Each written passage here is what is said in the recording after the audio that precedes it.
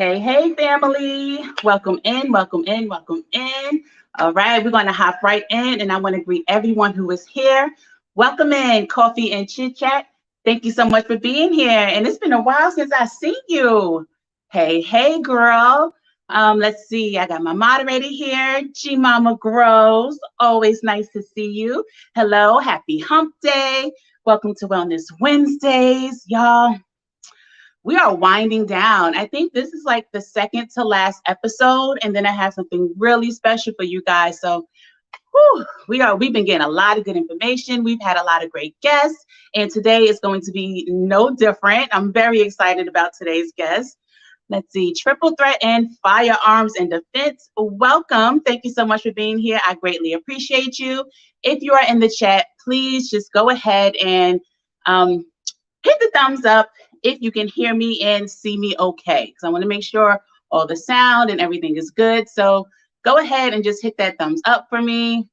Let me know that everything is good. You guys can hear me. I'm very excited about my guest today. My good friend, Julia Parr, is going to be coming on and blessing us with so much knowledge, y'all. I like to call her an agricultural expert because I feel like I can talk to her about anything gardening. She answers so many questions in my Urban Girl Gardening group, where she's a moderator, and she has her own group, a Texas Native Plant Group. So if you're in Texas and you are in this live stream, get ready because she's going to hit you with all the knowledge that you need.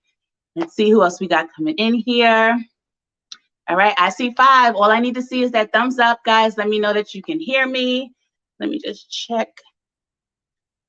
Okay, and I think that Julia is here and ready to go. I don't want to waste any time because we got a lot to cover. If you are catching the replay, thank you. Watch the whole thing. Guaranteed you're going to learn something. Guaranteed you're going to come back, okay?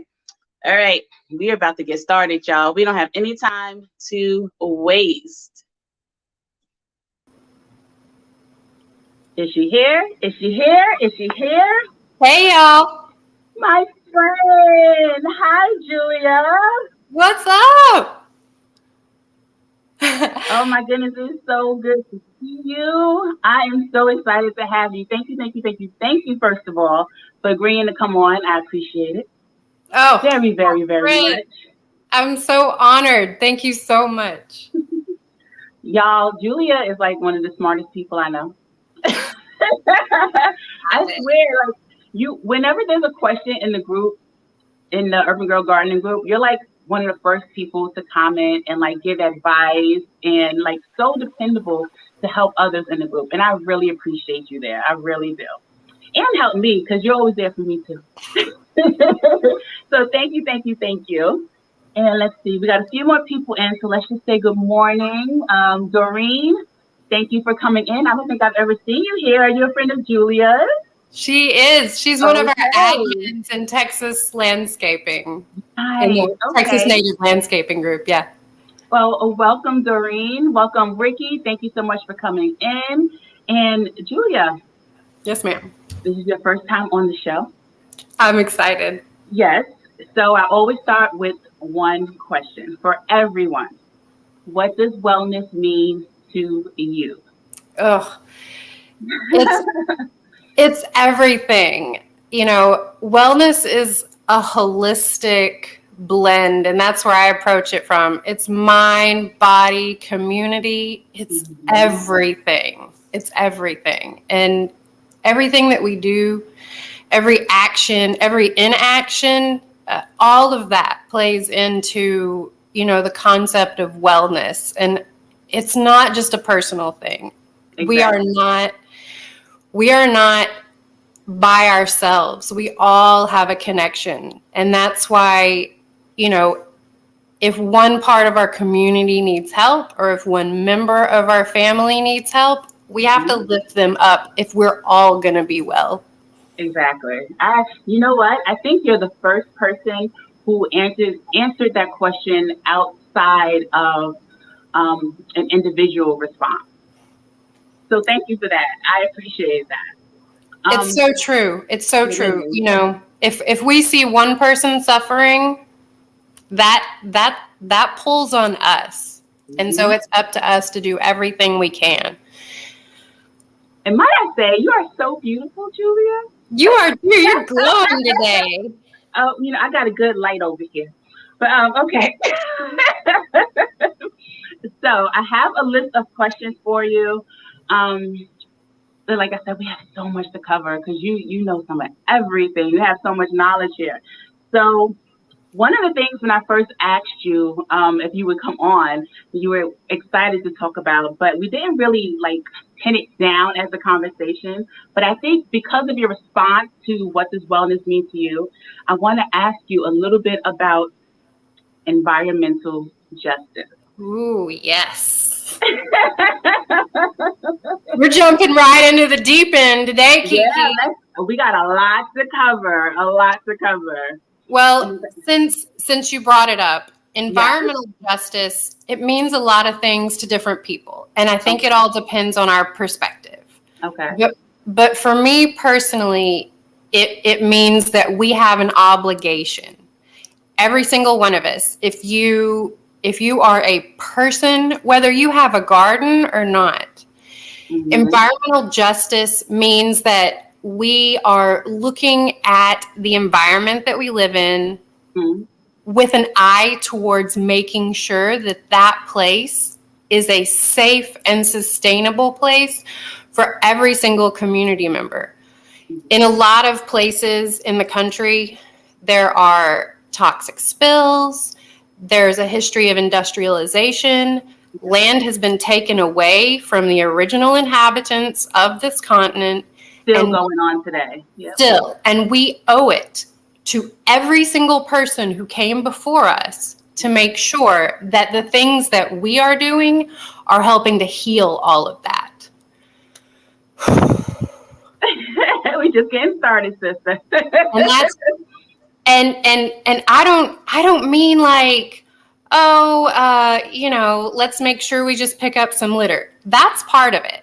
Okay. We don't want this stuff flying around, making messes for our community. We don't want to leave things in a worse state than we found them. Absolutely not. In the garden, if we're gonna pull it back to that a little bit, each one of us who has a garden, whether it's your front stoop or whether it's your vegetable garden and your yard, we owe it to our community members to not be taking extra resources. That means using our water wisely. That means making sure that if we have a place where it rains, not here, but if we have a place where it rains, that we're making sure that we are catching some of that runoff. And in the garden, we can plan that so that any runoff we can mitigate and prevent fertilizers and other chemicals from being included into the water supply. We can plant plants that slow the flow, and we can also plant plants that help heal the soil. I just want to stop you 1 second. One second.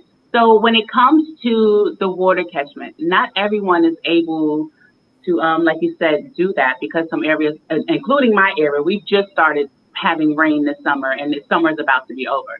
And in your area, you guys barely have gotten any rain at all.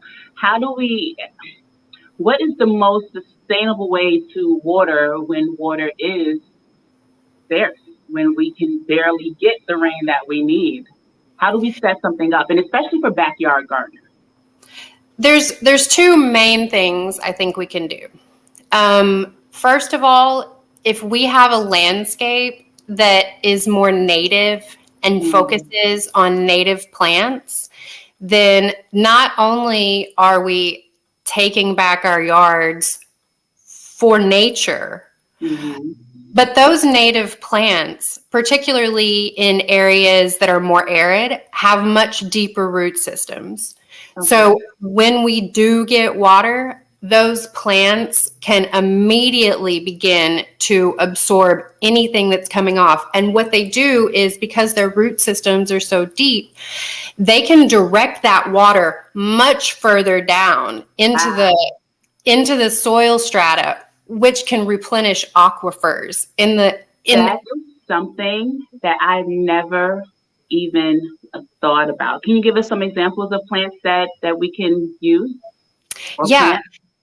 Native grasses are one of the best things that people can use. So in most of America, you have, especially in suburban America, you have HOAs and they want you to have lawns.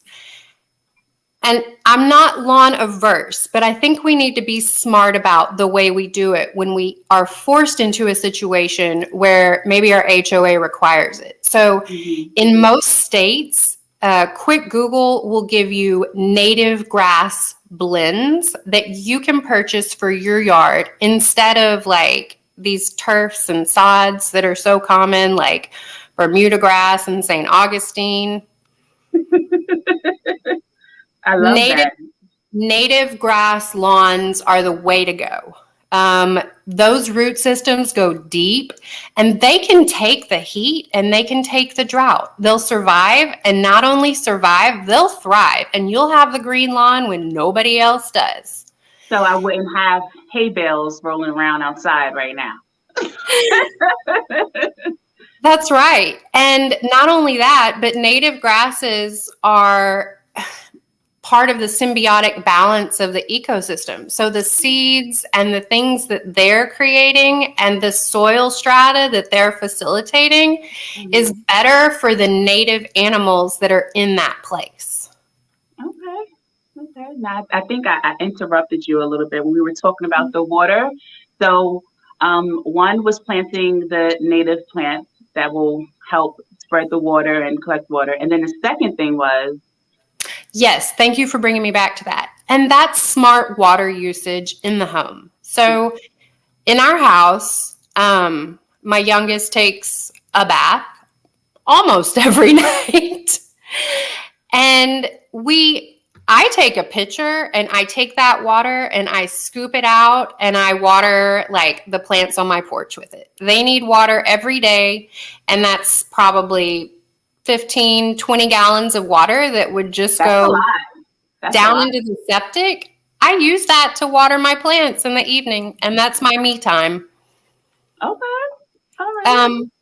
Another thing that I do is when I'm doing my dishes, I have a dish pan in my sink like my grandma used to. And I take that water and I also pour that out into my potted plants. And sometimes I even go out to my veggie garden. I have some raised beds out there, and the raised beds here in Texas especially do need extra water. So I water them with the sink and the bathtub water. And that's something everybody can do. And now without the chance of any like soaps or anything bothering the soil or disturbing the soil, like you never have any issues with that at all? No, I use biodegradable soaps, and those decompose really quickly. I really like Dr. Bronner's. It's a plant-based, I believe it's hemp oil-based soap. That's very popular, yeah. Yeah, and I use that for just about everything. It cleans exceptionally well, and that's not a product that I'm worried about going into my plants or even the plants that I eat. I mean, I spray that stuff on my plants when I get those leaf-footed bugs. I mean, people use dish detergent and stuff like that anyway in the garden to treat insects and the soil. Right. So. And that brings me to another point. Even if you're using like a dishwasher, there are dishwashing liquids, and there's also soaps that you can use and laundry detergent that are also biodegradable. And I have a tight budget, just like pretty much everybody else I know. And those products are available in low plastic packaging. They're readily available. I mean, you can find phosphate-free dishwashing liquid at Walmart. They're everywhere. I don't do Wally World, but for those of you who do,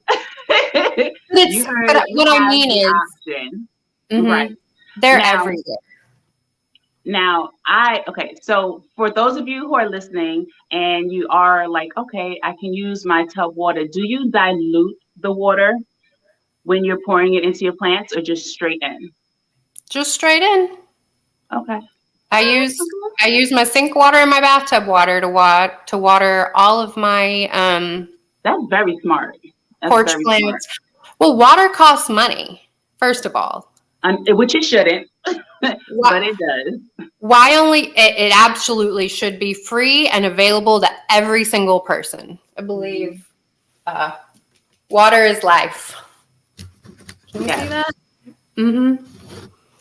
And the fact that it does cost us money irritates me, but I see no reason why that water can't be used repeatedly as it should. I mean, I feel like my plants thrive with a little extra kid grime. A little bit of dirt never hurt nobody. Never hurt Okay. nobody.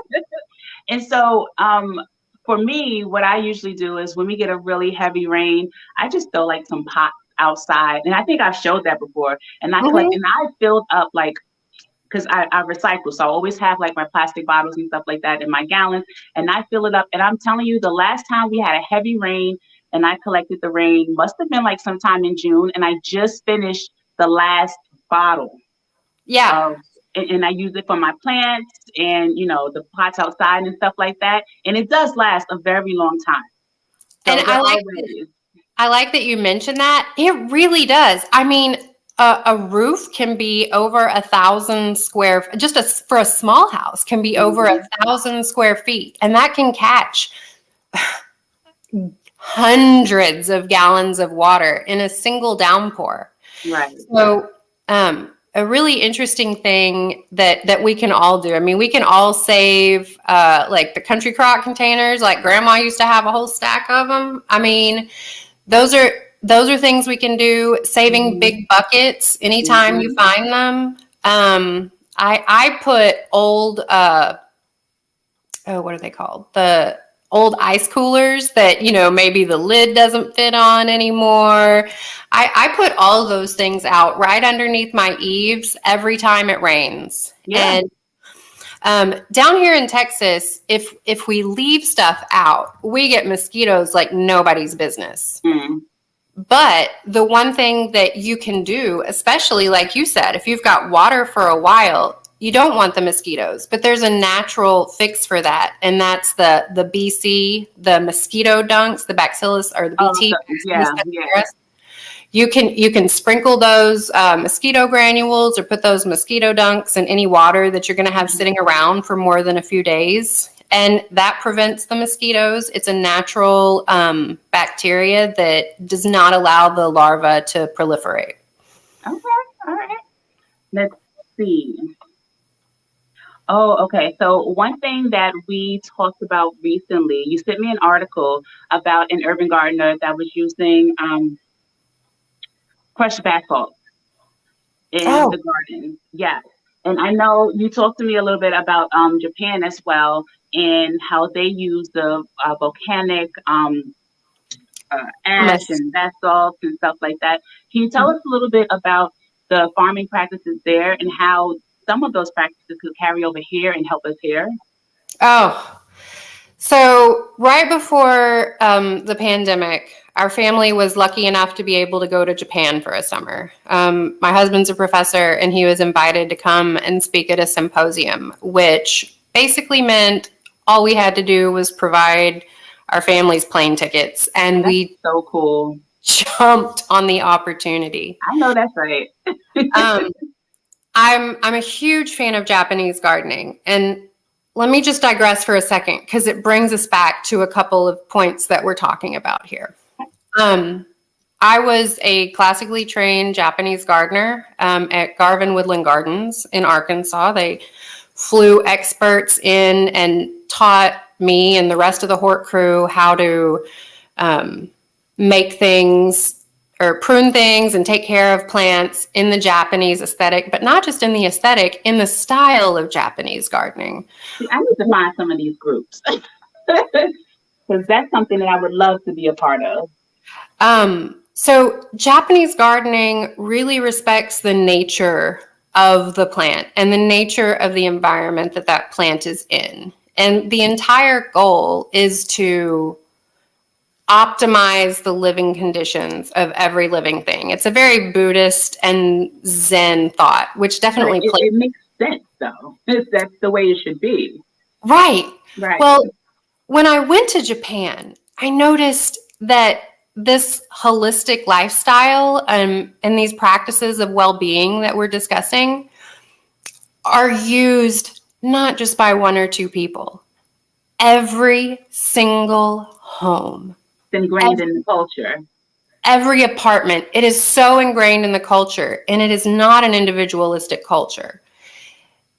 Everyone uses the resources in a thoughtful way. So even the water that's running off, they make sure that it's clean for the next people further down the mountain. So you see that in terms of the terracing and the and the swales and the berms that they use to catch the water. They strongly believe that agricultural chemicals are very detrimental to the environment, as we know they are. Multiple studies. We are seeing a lot of. We'll get to that. Yes, but the thing that I noticed most, and I spent a lot of time just walking through the countryside and talking with gardeners. Every time I'd see someone out in their garden, I'd wave and I'd say hello. And every time I was invited in to come and see their garden and to just learn from everyone there, from young people who were leaving the city, all the way to people who had been gardening these places for generations, as far back as there was memory to know. And the one thing that they all do is any space that they have available, they garden. They're growing food, and many people are growing.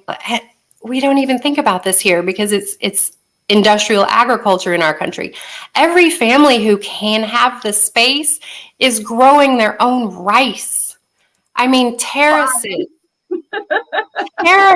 down the mountain of rice and corn and beans, and they don't go out and buy a bunch of stuff. They're using stalks and tree branches from their environment. Everything is reused. There is no pile of dead leaves out on the curb. There's no thing of sticks that's being picked up. It's very much a conscientious effort to reuse everything.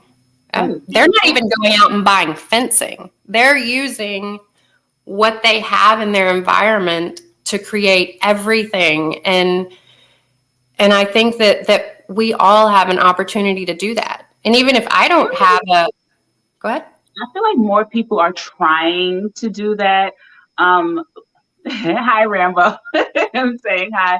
And we have someone here from Germany, Yoda. Hello from Germany.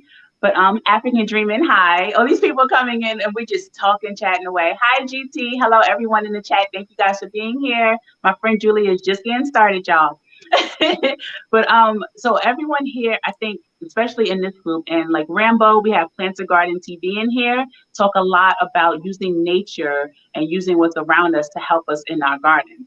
Now, I haven't always gardened that way. I'm getting more and more into it now. And I think part of the issue that I'm having this season, and not so much last season, is that I'm transitioning from the way I used to garden, which was I used to be a Miracle-Gro girl. I used to use 7 Dust and stuff like that. And the last few seasons, I've just completely eliminated using all poisons. I've been doing more like companion planting, all natural fertilizers and stuff like that. So I think part of the reason why, and you see this in the group a lot when I post like, my garden ain't doing nothing, but I'm actually giving my garden a chance to revive itself in the ecosystem, to come back and do what it was supposed to do. Because previously I was using things that weren't meant to be in nature. So I know that I use my platform to try to spread that. And I see a lot of other gardeners in here that do the same thing. But tell us more about the level that they do it in Japan, because I know there's so much more that we can do. It's next level. There's absolutely no comparison, and it's a complete paradigm shift from the way we do it here. I mean, so in America, we come from everywhere. We've brought plants from everywhere for generations. And since the 40s, we've been using chemicals. Those chemicals, like you just mentioned, have disrupted the balance of our natural ecosystems. The invasive plants that have colonized America are part of that heritage, and we have to fix that. Going back to environmental justice, that's a huge part of it. I mean, when you talk about healing your yard and you're healing your garden, you're healing your heart at the same time. You're taking back your own essence of who you are as just a human on this earth. Exactly. We can't be fighting nature. We have to work with it. And those bugs that are proliferating in the garden, those weeds that we see in the garden, those are all parts of that. Those are all teaching us something. Different weeds will tell us what chemicals we do and don't have. Different bugs that present themselves will tell us what environmental controls, what birds we need to be bringing in. It's all connected. And the sooner we realize that and we start planting for our food web, for the environment that we're in, we find the balance. It takes a few seasons, but it comes back. Yes, it does. Yes, I am seeing that it does. I think this year has been like, combined with climate change, because the seasons are changing just drastically. This is like the first year that I've had a very small harvest. Now, there are people out there who tell me all the time, oh, you're harvesting that much. But for me, it's like, I'm used to a lot more. I'm used to having bags and bags in the freezer by now. But I have to fix what I kind of fucked up. I messed it up a little bit, so I have to fix it. And I'm not suffering, not getting as much as I can, but I have to realize that this is nature hitting me back now. Like, you're gonna let us do what we have to do. It's a balance, and but that's the thing. If we're going to be humans on this earth using these resources, we have to give back. I remember very, very young gardening with my great-grandmother in the garden. And one of the things she said that stuck with me the most was that we need to be able to plant 3 times what we need. We plant a third for ourselves. We plant a third to give back to nature, and that's those birds and bugs. Yeah, they taken. They're going to take it. So just go ahead and plant some extra for them. Yeah. And we plant a third to give back to our community. I may have a bigger garden than my neighbor, but maybe my neighbor's got a few chickens in the backyard. So we share, and she gets all those cabbage worms. She gets all my vegetable peelings, and I share herbs, I share flowers, I share fruits, anything that I have surplus, that's going back to my community. And that's the way it should be. Unfortunately, this season I haven't had enough to share like it in the past few seasons, but I digress. And yes, I think it was Doreen. Thank you. It will be better in the long run. Thank you. Let's see. The soil issues facing this country today. We have seen people buying soils from manufacturers that usually they're great. The soils work fine. Things flourish. They grow great. And now everything is just terrible going down. And one of the things that you said to me was that it could be that the soil is just sterile, right? Can you expound on that a little bit? That's my theory. I'm working on it, and I'm doing some testing in my own garden right now. I built a third raised bed this past winter, and when I filled it, I purchased some soil. It was an organic mix that I've amended my soil and my flower pots with for years. But this year, I had a really hard time getting things going in that particular bed. And so the more I saw people online, I'm in quite a few garden groups. It was across the country. Everyone is having an issue with this. And the more I looked into it, the more I felt that the soil itself looks sterile. I mean, even when you dig down, like the microbes and like the little mycorrhizae, those are the fungal filaments, the white stuff you see that looks kind of like a webbing within the soil. Yeah. That wasn't present. And it wasn't even present in the bag from the beginning, which is kind of unusual. Yeah, so because the bags usually have a lot of moisture and stuff in them, and you can see it. Yeah. Right. And, I didn't have any of that to break up when I opened up these bags. And the more we talk about, our ecosystem, the more we understand, and the more studies that are done, the more we realize that even down on a microscopic level, that soil health is important. So we need to be able to inoculate that soil with some like fungi, all kinds of things like that. I started pouring like old yogurt, beer, food scraps. I started adding all of that. Yeast and what do you call it? Like lactate and stuff like that. Yeah. Yeah. I started adding all kinds of things that I knew had a microbial presence. Right. Where if it was soil microbes, just things I knew that had a microbial presence.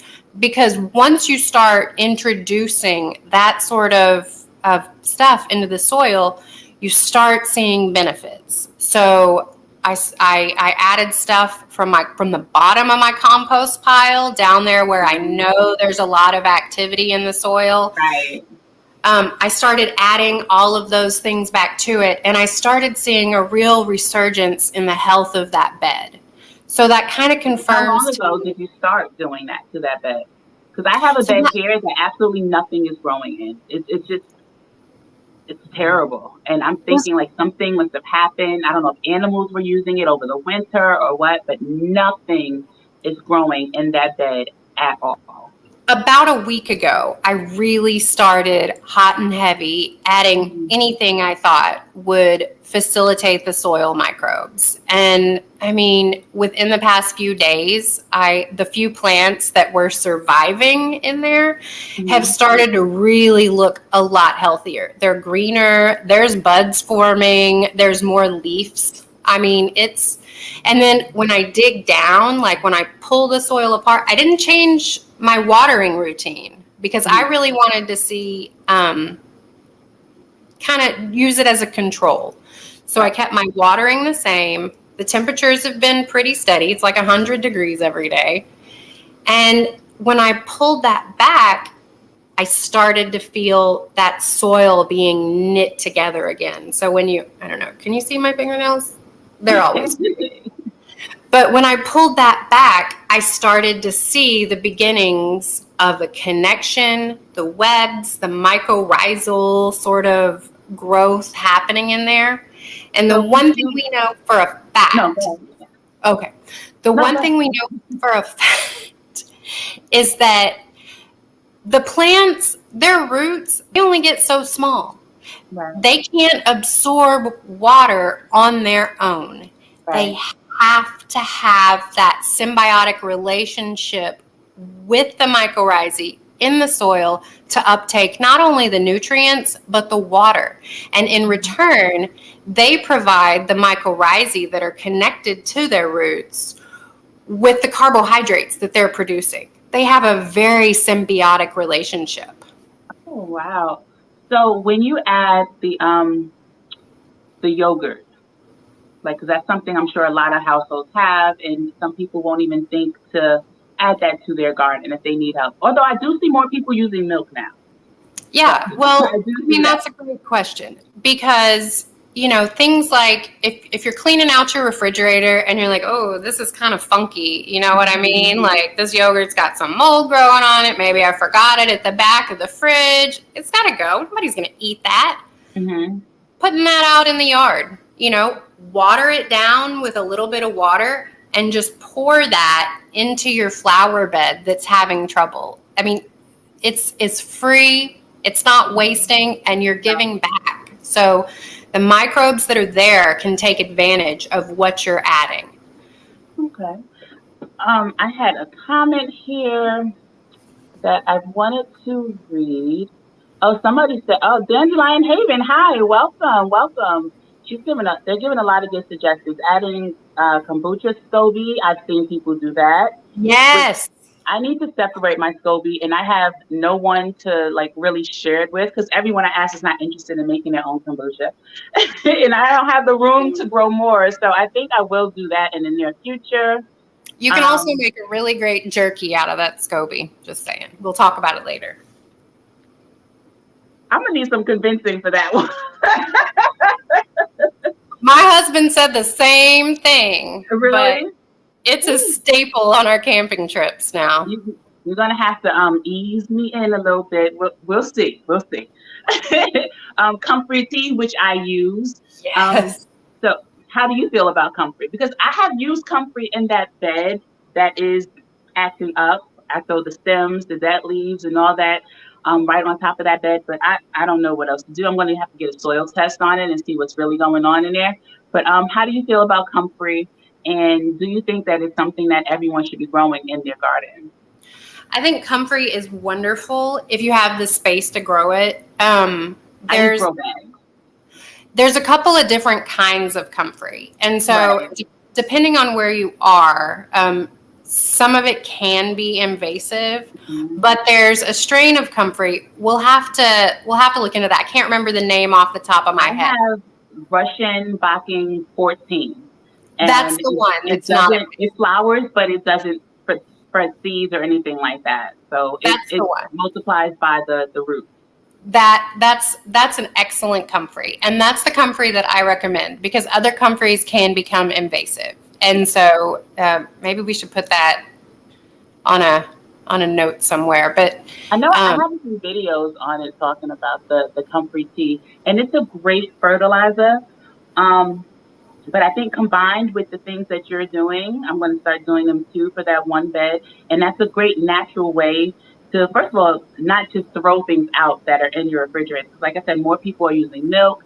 There's a channel, Flowerful Farm, where she talks about LAB, the lactic acid bacteria that she makes and creates for her garden. Yes. And then the Comfrey tea, the yogurt. Yeah, it's just a great way to reuse what's in your home. And some people are worried about rodents and stuff like that, though. Have you found an issue with that at all? I personally haven't, but I have a dog.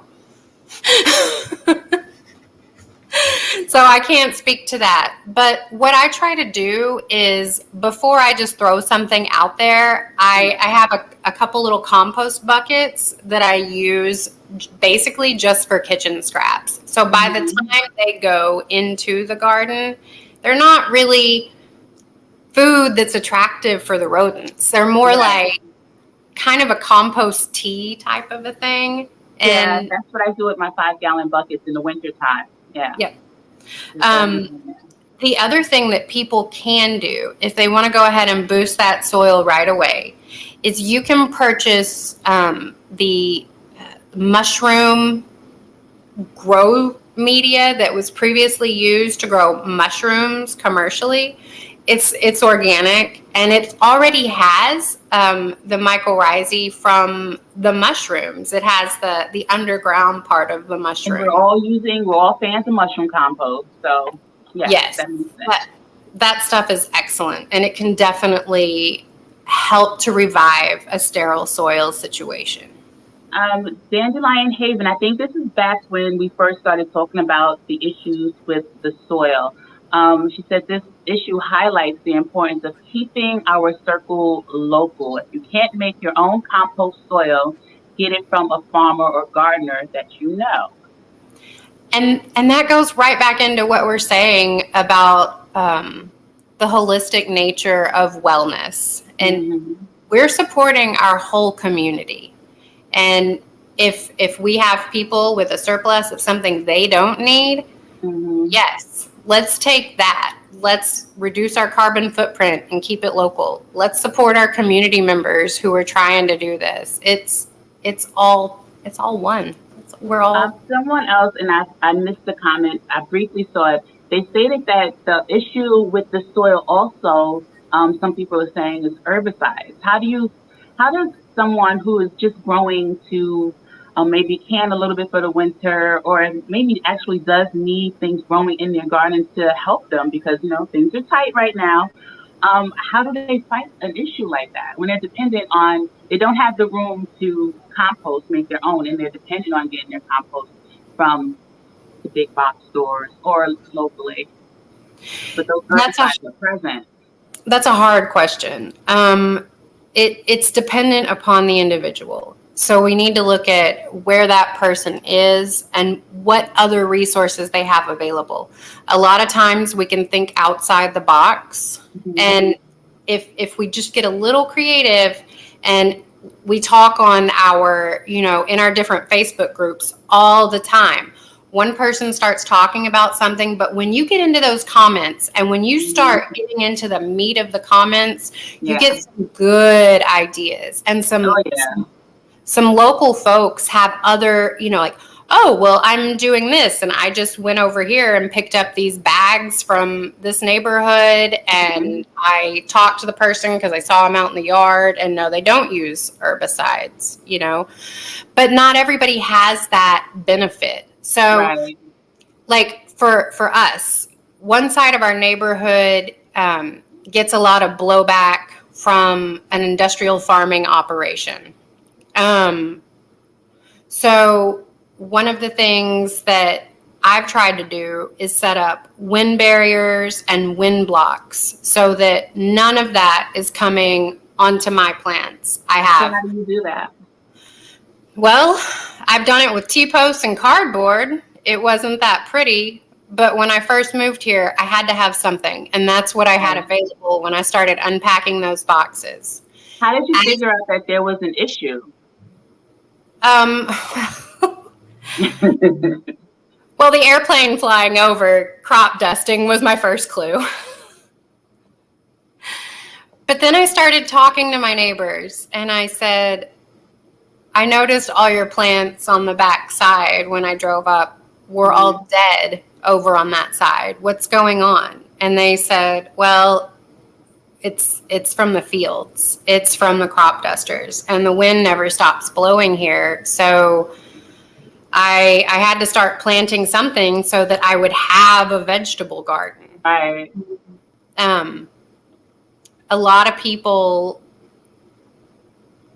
don't have the space to plant a biological boundary, or maybe they have an HOA that won't allow them to do that.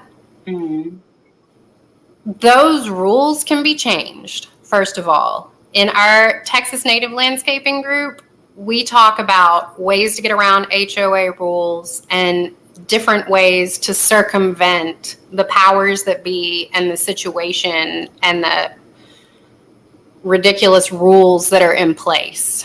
And there's a lot of creative solutions.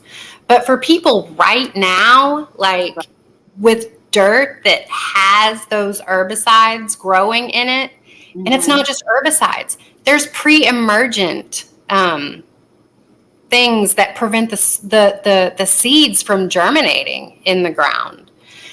These are things that we can't prevent. Maybe we brought this compost in and didn't realize that some of the grass was treated with a pre-emergent. That's that preen that you see. Those are pre-emergent inhibitors for seeds. So if you're planting something in that, if it's a seed, it ain't going to work. Wow. You're going to have to maybe start your seeds inside and then transfer once they get a little bit bigger. A lot of people don't have the option to self-seed or sow seeds. To direct sow. Yeah. Right. But if you're already dealing with a situation and maybe you want to go ahead and get some greens in right now for the winter because those will last for a while, one of the things you can do is take out the soil that you suspect. And that just means rake it out, put it over to the side, put it in a bucket or something with some holes in the bottom so that it can start to leach out whatever's in there. Okay, is there a way to sterilize this? Well, once some of these things are in the soil, the vast majority of these will break down, luckily, over time. So if they're exposed to more UV, like if you rake them out and put them on a tarp or something like that. A lot of these like shade tarps have like holes, they're kind of like mesh, and you can rake it out onto that. Not only can you let like the water, like your rain, leach it out, but if you have it spread out thinner, then you can also allow some of that UV degradation to take place on those chemicals, and that will also help to get rid of it. So you've spent money on soil, but you don't want to waste it.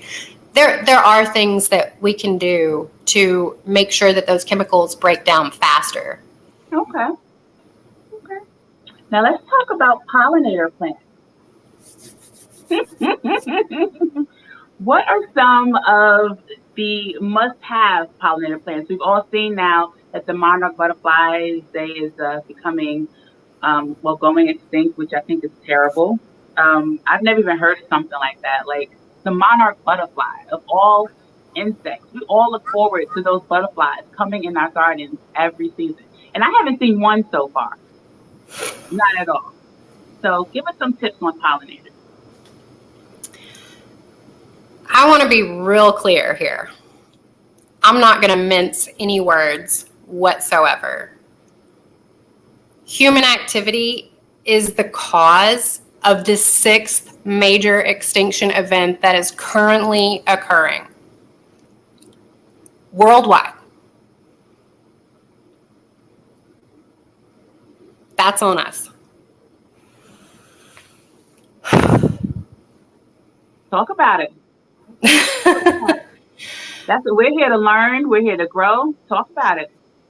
So let us learners know what we can do to help. I've got some numbers.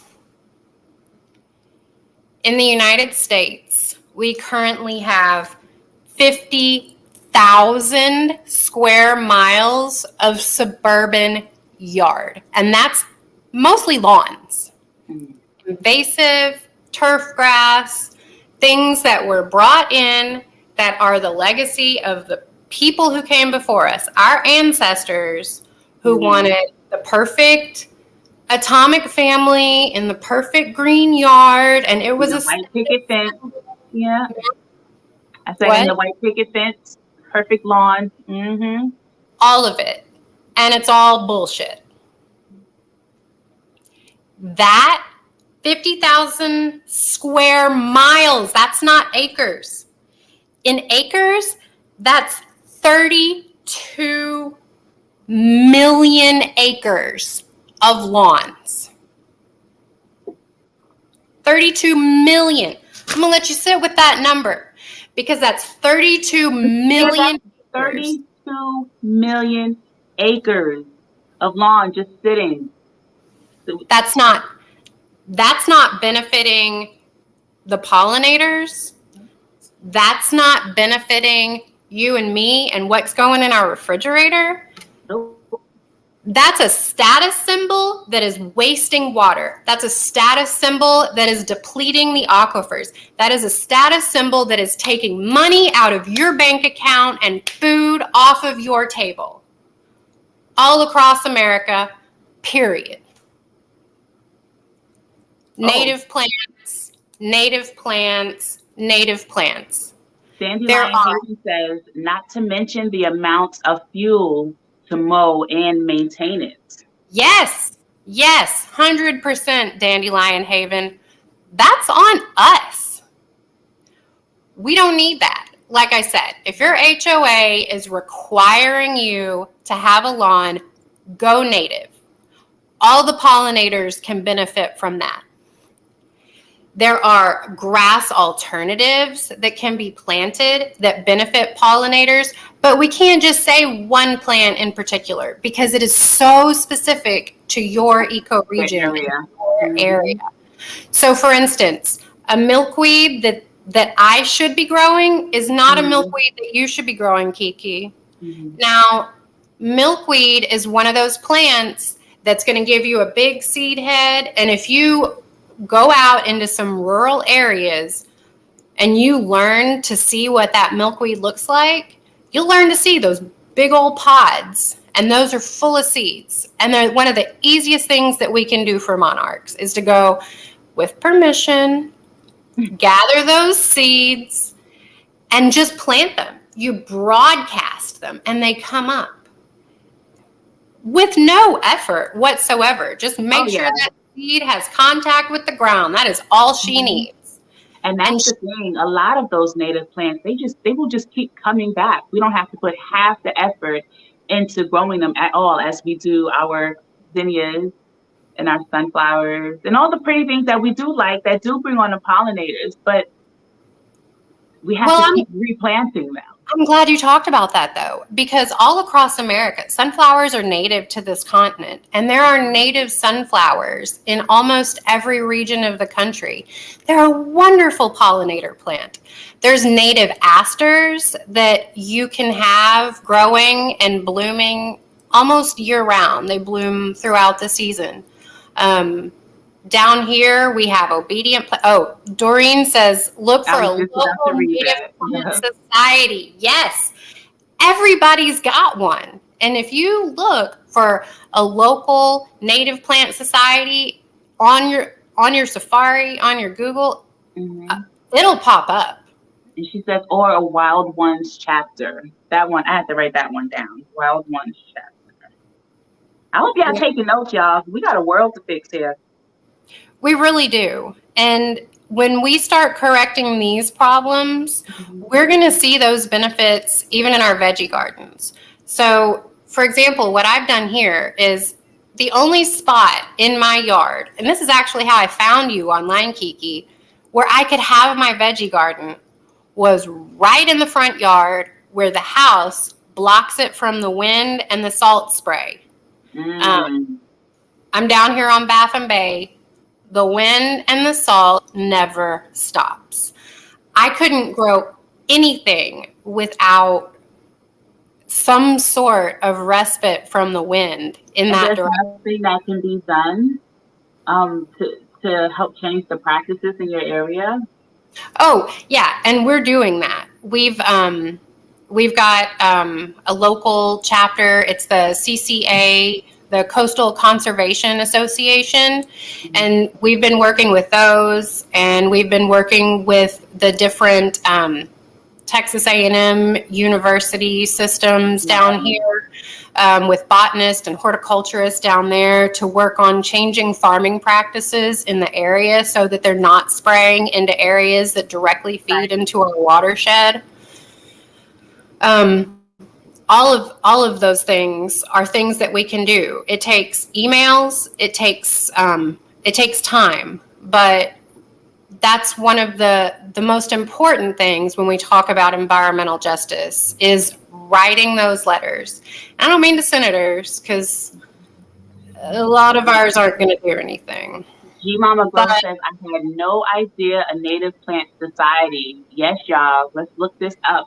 I'm going to be making a list, and for native plants in my area, one of the local groups that I work with, the Vegetable Project, we do have a native plant garden, but I'm going to try to change things around even more next season, because when I heard about the monarchs, my heart literally sank.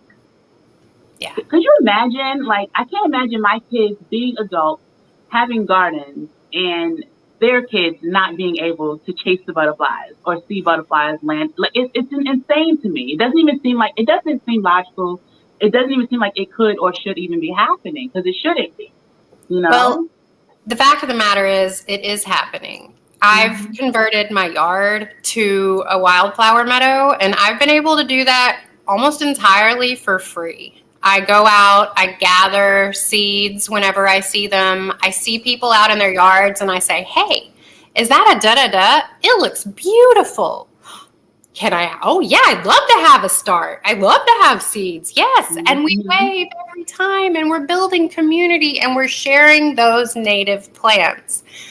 In 3 years, I've turned about an acre of barren Bermuda grass into a wildflower meadow, and a tiny little spot of it is my vegetable garden. And I've seen this year more plants and animals and birds and butterflies than I saw in the entire 3 years leading up to it. So it's not something that takes a long time. No, you not can at all. see it quickly. But the problem with what you talked about was maybe your kids won't even see a monarch. We went to Carlsbad Caverns last year for our family vacation. I went there with my grandparents probably 30 years ago, and there were 6 million bats that flew out of Carlsbad Caverns every night, and we would just watch them in awe. That's and really we cool. explored the caverns, and they were full in the daytime. Just the ceiling of these chambers were just full of bats. And I had talked it up, and I told my kids how cool it was. And last year when we went, 10 bats flew out. 10.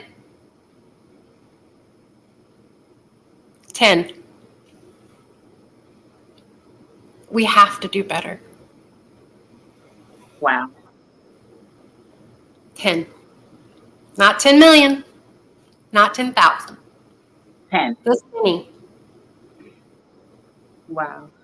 Julia, this hour has gone by, but I think if you can, let's give it like a 15-minute extension, because we have a lot of conversation going on in the chat, and I would like for anyone who has a question for you to drop it down in the chat right now. Put it in all caps so that we can see, and let's keep this conversation going for a little while longer, if you don't mind. I don't mind at all. I'll talk about this all day if you want. So, have you thought about setting up like the rain barrel systems that people have been using? I know I've seen people be able to find them for free. I haven't been able to find any. I would love to, because sometimes I need my pots and pans. I can't put them out there all the time. Right. No, you got to cook dinner. But can you give us any resources or places that we could check out, maybe nab some of those up? Yeah. So there's a lot of reclamation facilities and things like that, especially if you call your county extension service. Almost every county has a county extension service. It's in conjunction with the local land grant university in your area. Right. And they will have resources for plants that work well in your area, native plant lists. A lot of places even do free seed and native tree giveaways in the spring and fall, or for $1. But they will know where you can go in your area, or in some of our Facebook groups, we talk about this. How can I source this? How can I source that? Well, what area are you in? Oh, you're in, Kleberg County. Yeah, there's that place out on Highway 71 that's got all those barrels. They're $5 each. You know what I mean? So there's salvage yards, and there's places, and if you talk around in the community, people will know. When we don't get recycling pickup, so we have to drop it off. Those guys at the landfill, those guys at the recycling center, they know where all that is, because they take a lot of that people drop off to those facilities. Right. So if you need access to resources inexpensively, those are definitely the people who will have that information in your area. Okay. Let's see. Dandelion Heaven says, how can we follow Julia? Julia, how can we follow you? Well, I've got a few friends who work with me in the Texas Native Plant Landscaping Group. So we are. I'll put that link in the description box. Yep, we're there. I'm looking to start up another page for that for Arkansas because I have a lot of friends and family up there, and that's where I grew up. So my knowledge base is primarily about Arkansas natives, but I'm learning just like all of us. But you just gave us a whole bunch of information about Japan. I'm sure you can help us anywhere we are. I'm sure you can help us. Let's see. That's another question. Esther is here. Esther is in the Urban Girl Gardening group, and she says, I came in late. What is the name of the Comfrey? The Comfrey was Baking 14. It's Russian Comfrey. Yoda says, do you have any balcony planting tips? that's you, Kiki. Those grow towers today, ma'am. Spotlight's on you. So plant walls and grow towers, and I say narrower but deeper containers for your balcony. The deeper it is, the better root system you're going to get. But like when we were in Japan, even people with the tiniest balconies just had a proliferation growing down the sides. But in Kiki's Urban Girl Gardening group, she talks a lot about vertical gardening and small space and maximizing those small spaces. And that's really the way to go. I recommend, I'm sorry, go ahead. No, just growing up is vertically, yes. Vertical growing will save you so much space, and you'll get a lot more food growing in for you. I do want to recommend a channel though. And I think I have yes, G Mama is still here. Can you please drop the sweet spot? Please drop her link. She has fruit trees on her balcony. She's growing melons on her balcony. She's a great balcony grower. So G Mama, can you please drop that link so that we can spread the knowledge and help Yoda out, please? And also watering on a balcony. You're going to have to water a lot more, but if you have, what are those called? The plant discs that you put under your house plants.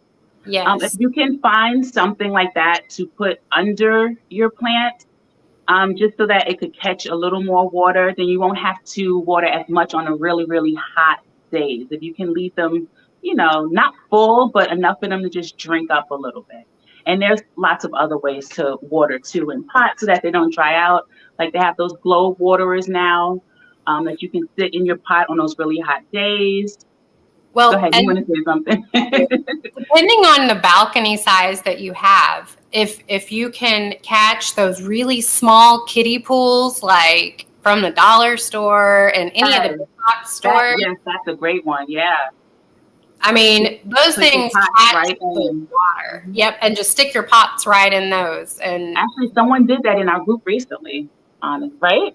I believe so. I think I remember seeing pictures, but I can't remember. A picture, yeah, and I think she said it turned out really well. She went away for like a week, and all the plants still did really good, and she was in a really hot area. Yep. Let's see. I don't want to pass anybody. Okay, thank you for dropping the sweet spot there. Lena Dine is giving recommendations for plants. Black Eyed Susan, a beautiful wildflower. Yes. So you were saying how it doesn't take long to grow wildflowers.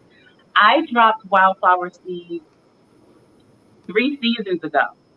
Last season was the first season, which would have been the second year after I dropped them, that I saw them coming up. And then this season, I actually saw them coming up even more. And now I'm actually getting flowers from them. So I had them in the front garden. It wasn't working out there. So I was able to actually pull them and transplant them. And now I have the most beautiful Black Eyed Susans. I have yarrow growing. I have stuff that I don't even know the name of it, but it's beautiful. I have a lot of that. Right? I don't even know the name, but I like it. And it's very beautiful. And the pack of wildflower seeds that I got was native northern, like northeastern. It was to this area, not specifically New York, but it was like maybe 50 different kinds of seeds in one huge pack, and it was all native to northeastern America. And I just threw them out there. Well, and that's the thing. Wildflowers are so they're meant to be here, right? They're so carefree and they don't require the work. One thing they do, like you mentioned, sometimes they take a couple of seasons, depending on where you are and what you're growing. Some of them need cold stratification, and all that means is that they have a season to be cold to let them know. I threw them in the fall so that it could mimic nature. Yes. And we talk about that so much down here in Texas and all throughout the South. The best time to plant. I know everybody sells stuff in the spring. Don't get caught up in it. Demand that your garden centers have things ready for you in the fall. Start calling them now. If you say, hey, I want these things. I want to buy them from you. I want to support my local nursery. Here's what I want. Here's a list of local wildflowers I want the seeds for. I want the starts for. Make it happen. They'll order those for you because they want to make money, because they know if one person's calling, 10 people are curious and 20 people will buy it just because they saw it. So the best thing you can do is speak up and be an advocate and have patience, because some of those wildflower seeds take a little longer than others. Some of them may take a couple of years to really say, okay, it's so fine here. But it's worth it, because when they come with power and they come ready to go, and they're absolutely beautiful and totally carefree. Exactly. And I was just about to say, it's not to mention that they'll just come back in certain areas. Like if they're native to your area, they'll just come back. They readily reseed, and you don't have to start we love sunflowers, and a lot of mine did come back, but there are a lot of annual plants that won't come back in New York at all, that I have to just... You're just wasting your money on them. It's a waste. Right. So I like my wildflowers. And Lana made a good point. Some places will label something as a wildflower, but that doesn't always mean native. So be aware of that as well, which is why I specifically bought something that said Northern Wildflower Mix. Yeah, we see a lot of that down here in Texas. People say it's a native. Like, we have this chase tree. Now, chase tree has a lot of uses. I'm sure it's great. But down here, it's invasive. They call it a native. They call it a Texas superstar plant. No. They're selling it, and it's invasive. It's clogging up the waterways. It's using resources that the native plants need, and it's not a Texas native. This is not something that belongs in your garden. You have to do what's best for the earth. Bottom line, end of the day, maybe you like, maybe it's pretty, but particularly when it comes to invasives, they're taking water resources and food resources from the native animal community. And in a lot of cases, they're doing a lot of damage, because some of these tropical milkweeds, for example, they are not the milkweed that the monarchs coming through need to be drinking. So you're thinking you're doing the right thing, but you're not growing the right kind of what you should be growing, even though you have good intentions. But you know what they say about that road. So being more specific about the varieties as well. That's a very good point. And that's why these blanket statements like bee balm, like milkweed, but there's so many varieties. Right. And there are sacrifice popularity to grow the right thing for the pollinators. Like I've been wanting to grow dahlias forever, but for some reason my garden will not let them grow. Will not let them grow here. But then I can go and grab, like you said, the heads of seeds. I grab them when I'm walking down the street. My husband hates it because we stop every 10, 15 minutes. We're walking. But if I see something going to seed and it was pretty before I knew what it was, I'll grab it and just drop the seeds, and they'll grow just fine. My husband jokes because every time we go anywhere, I come back with a pocket full of seeds. Listen, we love plants. We love nature. It's what we do. It's what we do. It's like, telling the baby they can't have their bottle, but they need it to survive. We need our plants to survive. That's it. And I'm glad you said that, because when we talk about doing all this work, yeah, it's effort. Yeah, it's hard work. But like the thing about it is that garden gives back so much. When I get mad at him for griping at me about bringing home seeds, I can go out to my garden and pull up weeds, and it's so cathartic. Mm-hmm. And I went out this morning. I'm actually going to can some of my green beans and carrots when we're done with this. And I went out this morning and I harvested some green beans, but I noticed that some of my plants were chopped down, and I didn't even get mad. Like usually I would like post a picture and be like, look what these bugs did, but I didn't even look mad because I looked over and I said, well, I've been harvesting beans since like April. And I drop seeds. Like I plant beans like it's nobody's business. And I'm like, okay, you got some, but I just harvested a whole basket full. You know what I mean? So I can't be mad about it. I created an environment where we all can eat.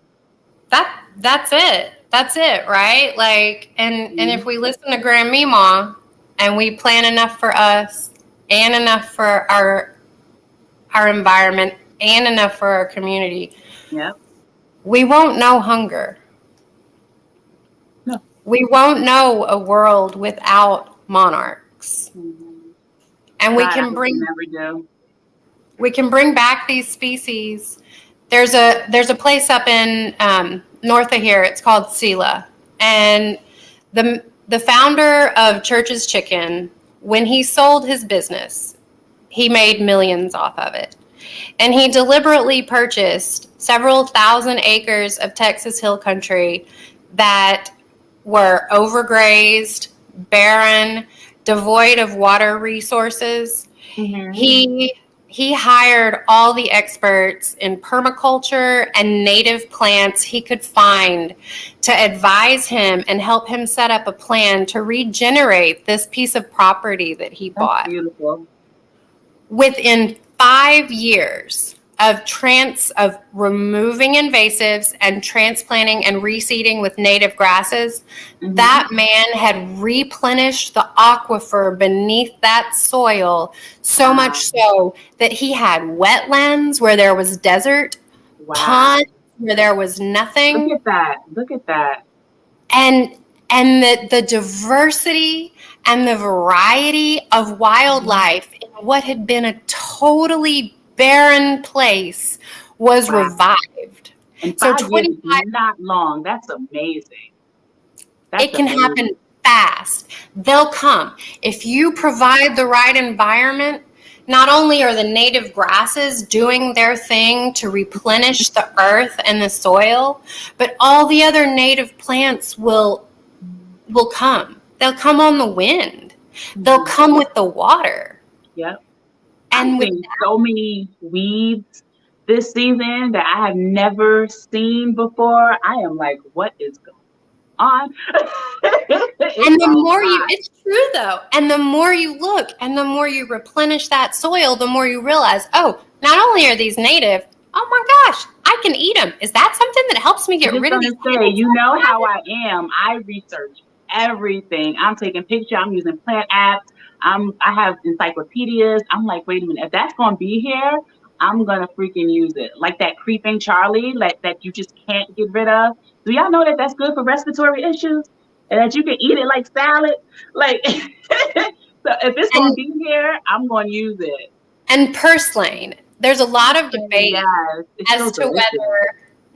There's been so much debate as to whether or not that's a native or an invasive, but I think it's pretty much established now that it was here pre-Columbus. So that means it is a pre-Columbian plant. So for all intents and purposes, we consider that a native. But I haven't seen it here. I think we talked about this. I grew some. It came back for a while, and then it just hasn't come back. So I don't know if wildlife has been chewing on it because it was coming back on its own, but then it's not anymore. Or maybe it is and the rabbits are getting to it before I can. Could be. It's one of the highest plants in omega fatty acids that we have. It's incredibly healthy. It's like it has so many good things in it. We should definitely be eating most of our weeds for sure. Yeah. Especially in years where like, oh, well, my garden isn't producing as much as I wanted to maybe, but I do have these weeds coming up and Look around. Look at your chicory. Look at your dandelions. Do you know Whole Foods sells dandelion leaves? I saw that. I was like, okay. But like, it's growing. It's right there in your yard. Why are you going to the grocery store to buy a bunch of dandelion leaves when you can just pick them from your yard right there where you are? It's just crazy to me. Yeah. So I back at my old house, I had this patch of blackberries and poke salad coming up, and I was like, nice. And I was like, this is so cool. And my neighbors were like, girl, you got to get rid of that. That looks weedy. And I put up some trellises, and I was like, oh, these blackberries, this poke salad, that's staying. Because they tried to tell you that it was poisonous and you couldn't eat it and all that stuff too. The poke salad. Yeah, people say all the time poke salad. But the fact is, I've eaten it my entire life. A lot of people have. Yep. My grandparents showed me how to cook it. They said, hey, you need to know this. This kept us alive during the Depression. Here's how to do it. And it's pretty easy. You just blanch it one time in the boiling water. You make sure you pick it early before the stems start to turn red. Y'all listening? You blanch it in water. You pour out that water. Where do you pour the water out to, Kiki, after it's cooled off? Right there in your garden. Right there. And then you boil it again. Once it's cooked like that, it's done. You can use it as a pot herb just like you would any other kind of green, but my favorite thing to do with it is to mix it up in some scrambled eggs. Simple as 1, 2, 3, y'all. All we got to do is research and learn what's around us. It's really not that hard.